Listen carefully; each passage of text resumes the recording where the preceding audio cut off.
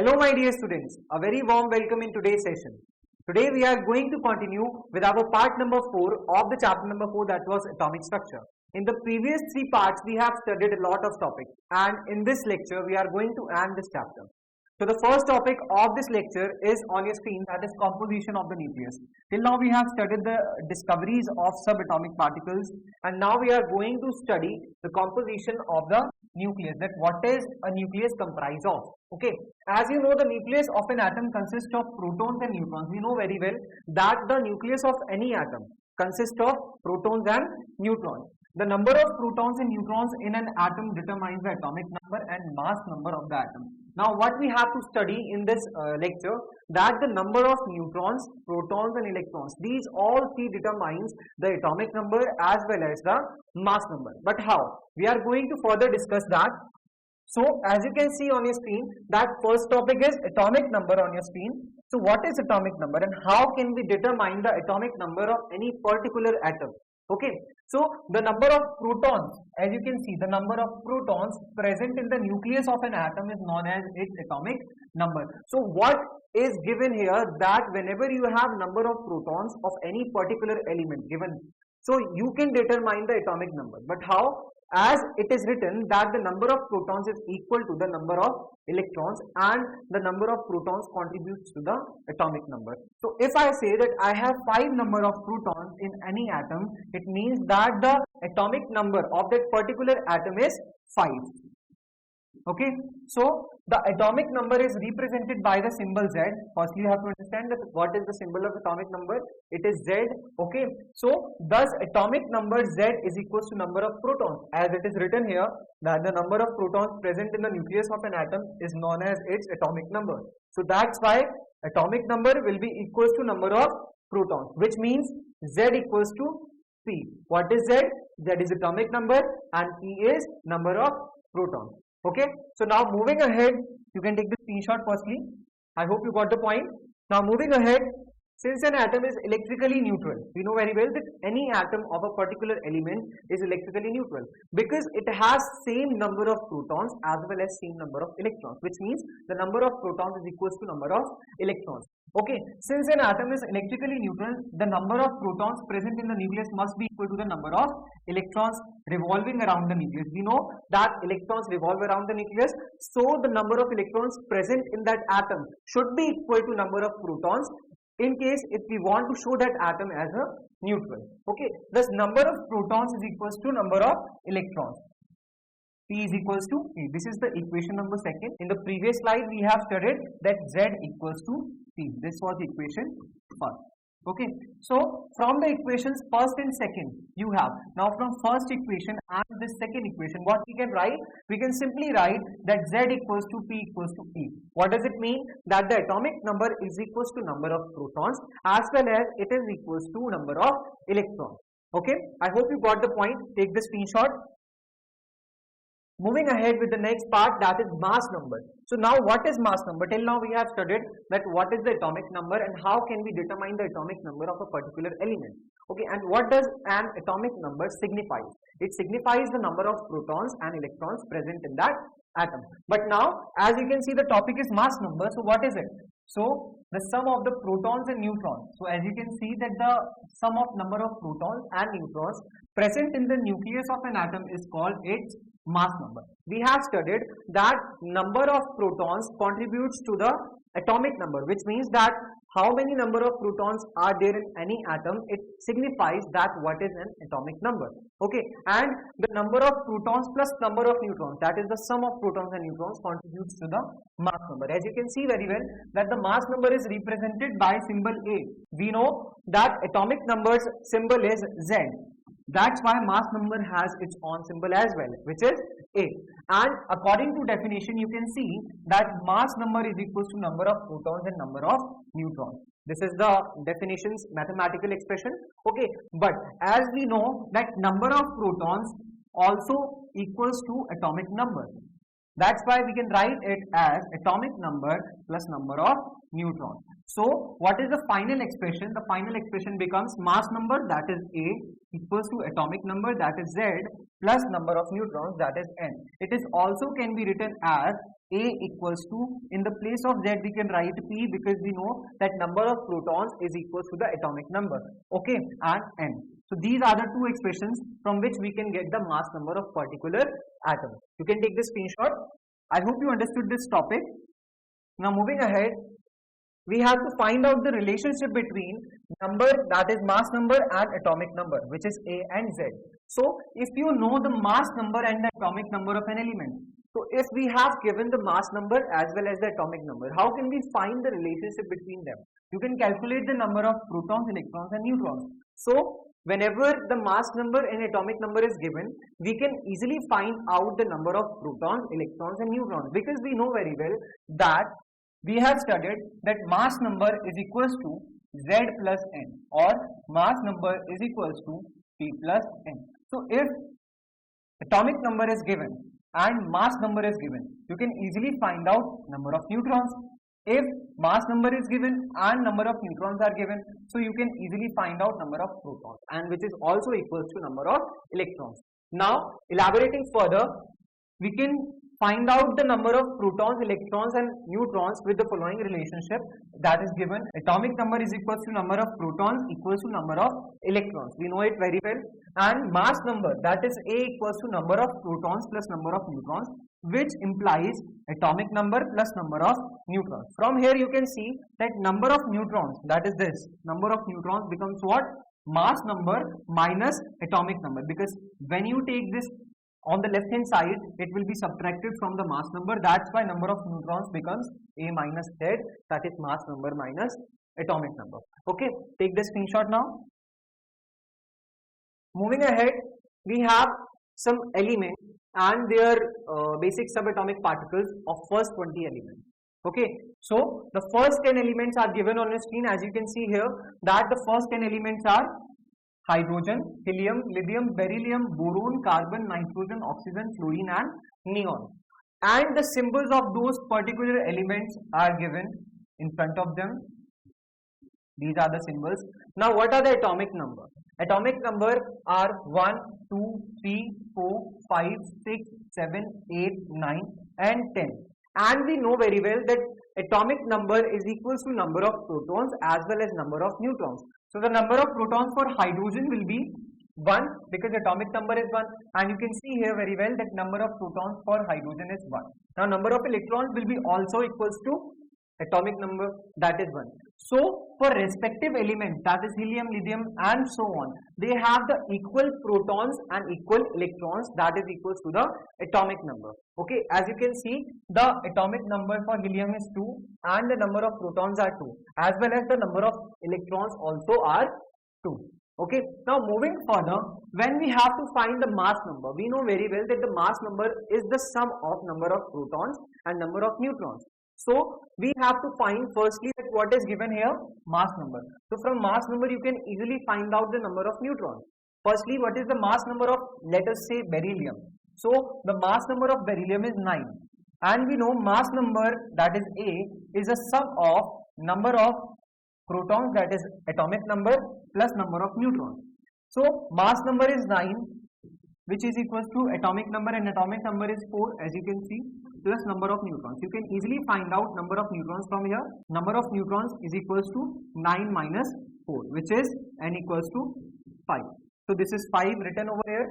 That is the number of protons, and number of neutrons are also 5, as you can see very well. Okay, so this is how we can find out the number of protons, electrons, neutrons for a given atom, for a given element with atomic number and mass number. These are the 10 elements. You can take the screenshot. Firstly, moving further, we have the next 10 elements, that is from 11 to 20. You can take the screenshot of these also. Now moving ahead, what we have to do, we have to study the next topic, that is symbolic representation of an element. Now how can we symbolically represent any symbol of particular element? So what is the representation? What is the way of representation of a particular element? As you can see, the atom of an element is generally represented by the symbol of the element, say X. So firstly, we have to represent the atom of a particular element with a symbol. We are taking that as X. The atomic number is Z, that is written on the left side of the symbol as a subscript. So as you can see, this is the symbol of the element X, this is the mass number, and this is the atomic number. This is how we can represent the element's symbol. Okay. For example, an atom of a sodium whose atomic number is 11. So we know very well that the atomic number of sodium is 11. How we can represent it as a symbolic representation? And mass number is 23. So how we can just represent it? We can represent it as this, because we have to write the atomic number at the left hand side as a subscript and the mass number at the left hand side as a superscript, and then we have to write the symbol. So the representation becomes 11Na23. This is the atomic number, this is the mass number, and this is the symbol of that element, that is sodium. Okay, take a screenshot now. I hope you understood this topic. Now moving ahead, our next topic is electronic configuration. So what is electronic configuration? Bachcho, electronic configuration is a way of arrangement of electrons in different shells or different orbits of a particular atom. Okay, as you can see that the arrangement of electrons in different shells of the atoms of an element is called the electronic configuration of the element. I have told you, Niels Bohr and Charles Babbage. So who were the scientists who gave this electronic configuration or the rule of arrangement of electrons? These were the scientists who proposed certain rules for the distribution of electrons in different shells of atoms, and these shells are also known as orbits. This is known as the Bohr-Babbage scheme of electronic configuration. So this type of configuration or arrangement is also known as Bohr-Babbage scheme of electronic configuration. Moving ahead, we have to understand that what were the rules that were given by these two scientists.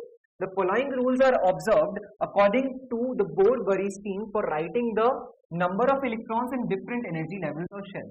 The first rule was that the maximum number of electrons present in a shell is given by the formula, that is 2n square, where n is the number of shell or energy level number. K shell is represented by n equals to 1, L shell by n equals to 2, and so on. So what does rule 1 elaborated? That if we want to fill the number of electrons in the 4 shells, that is K, L, M, N. Okay, so what are the maximum number of electrons that can be filled in each shell? So that is given by the formula 2n square. And what is n there? Basically n is a number which is accommodated with a particular shell, that is K, L, M, N. For K, n equals to 1, for L, n equals to 2, for M, n equals to 3, and for N, n equals to 4. So this is how we can put the value of n for each shell. Okay, you can take the screenshot of this rule. Now moving ahead, the next we can say a table which is elaborated here with the shell, name of shell, and the nth value that is given to it or accommodated to it, and the maximum number of electrons. How can we calculate the maximum number of electrons for that particular shell? So when we are talking about K, the value of n is 1, and the formula, that is 2n square. When we put the value 1 here, you will get the maximum number of electrons as 2. Then the next shell is L, the value of n is 2, and after putting the value of 2 in the formula 2n square, we will get the maximum number of electrons, that is 8. Then the next shell is M, number accommodated with this shell is 3, and when we put the value of 3 in this formula 2n square, then we will get the number of electrons as 18. After that, the shell is N, number accommodated with this shell is 4, and the number of electrons after finding or after calculating this formula, we will get 32. So the maximum number of electrons in the first 4 energy levels would be 2, 8, 18 and 32. After calculating, you can see clearly that maximum numbers can be filled are 2, 8, 18 and 32 in K, L, M, N respectively. Okay, take the screenshot now. Moving ahead, the next rule was that the outermost shell, which was also known as valence shell, always remember that the outermost shell of any atom is called as valence shell. Okay, of an atom cannot accommodate more than 8 electrons. So any shell, that is the outermost shell of an atom, cannot accommodate, or we can't fill more than 8 electrons in that shell, except the shell K. in which the maximum number of electrons can be filled are 2. As we have studied before, that the maximum number of electrons that we can fill in K shell is 2. But when we talk about LMN, in that we can fill 8, 18 and 32.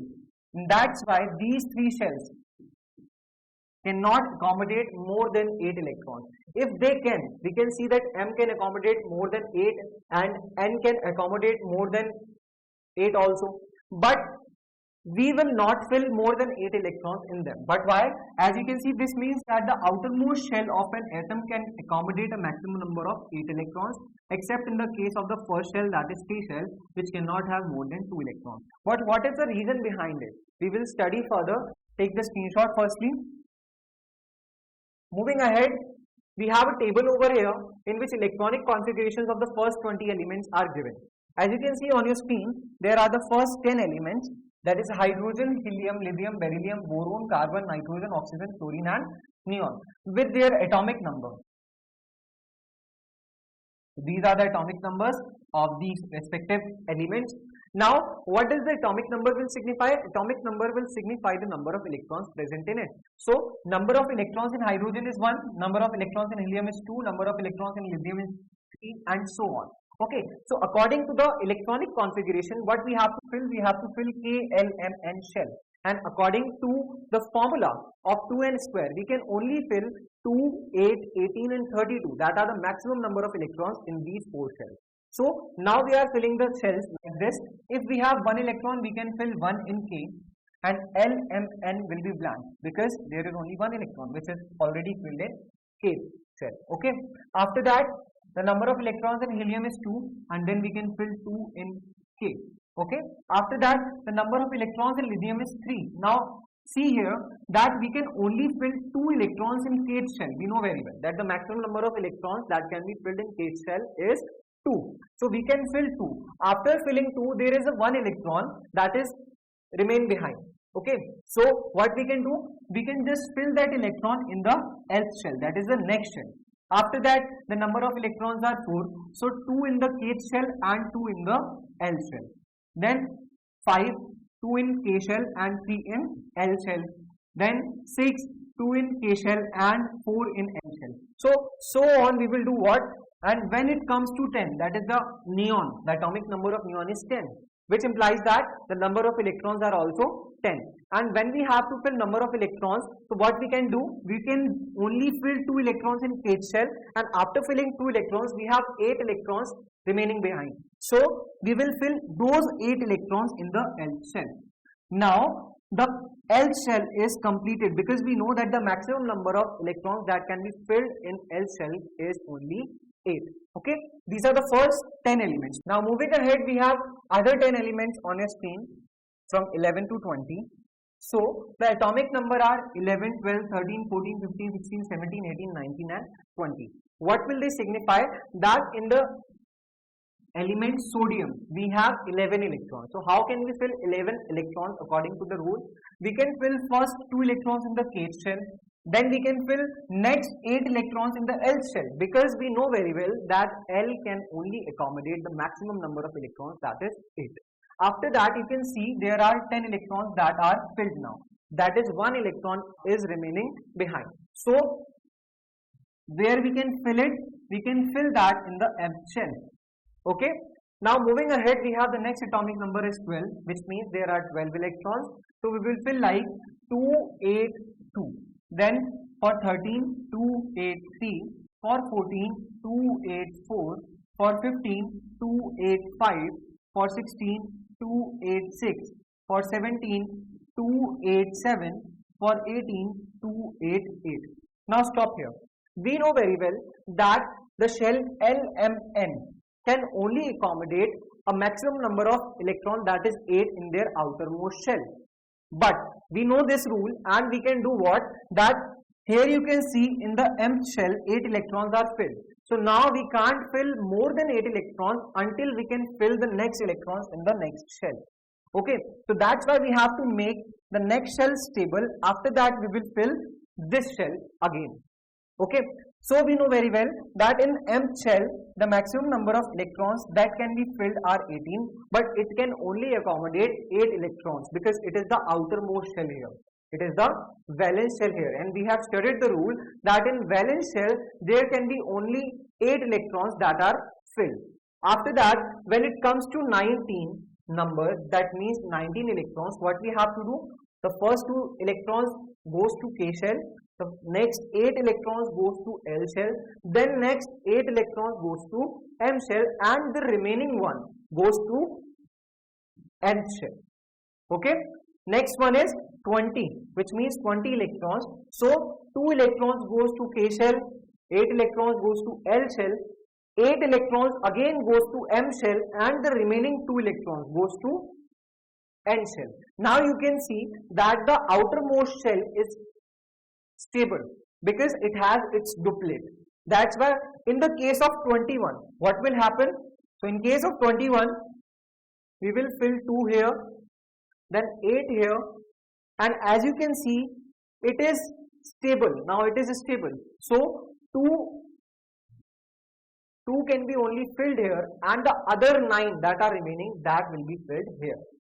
Then we can go further up to 18 because we know very well that the maximum number of electrons that M shell can fill is 18.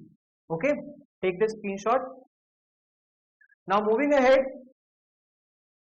with the next, that is the concept map of this chapter. It says that we have atoms and we have 3 subatomic particles: protons, neutrons and electrons. Protons were positively charged, that were discovered by Goldstein, okay, Eugen Goldstein, and neutrons were neutral in charge, and that were discovered by James Chadwick. We have studied about this. And electrons were negatively charged particles, and they were discovered by J.J. Thomson. But in case of protons and neutrons, the sum of protons and neutrons contributes to the mass number of any atom. So you can see here that number of protons present is equal to atomic number. Total number of protons and neutrons is equal to mass number. Okay. After that, electrons. These electrons are distributed in various shells labeled as K, L, M, N. The maximum number of electrons present in a shell is given by the formula 2n square. So this is what you can see is given by a concept map in one go. So bachcho, till now we have discussed very important concepts and theoretical topics of this chapter. Now this chapter is completed. What you have to do, you have to revise the whole lectures, and in the next session we are going to cover the exercise of this chapter, that is some very important questions. Till then, take care of yourself, enjoy your studies, bye bye and thank you.